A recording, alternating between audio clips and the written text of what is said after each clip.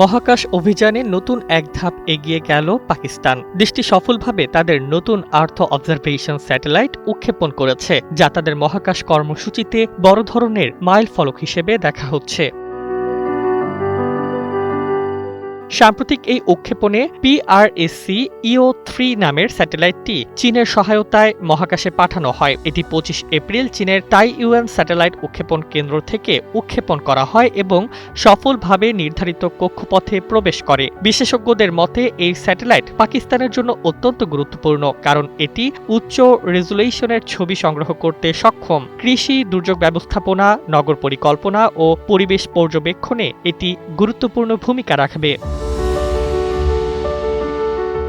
এছাড়া স্যাটেলাইটটিতে আধুনিক প্রযুক্তি ব্যবহার করা হয়েছে।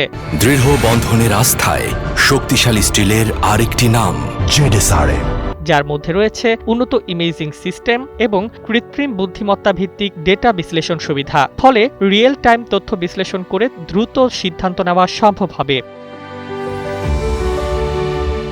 এই অর্জনকে পাকিস্তানের মহাকাশ গবেষণা সংস্থা সুপারকোর জন্য একটি বড় অগ্রগতি হিসেবে দেখা হচ্ছে। দীর্ঘদিন ধরে চীনের সঙ্গে যৌথ সহযোগিতার ফলেই এ ধরনের উন্নয়ন সম্ভব হয়েছে বলে মনে করছেন বিশ্লেষকরা।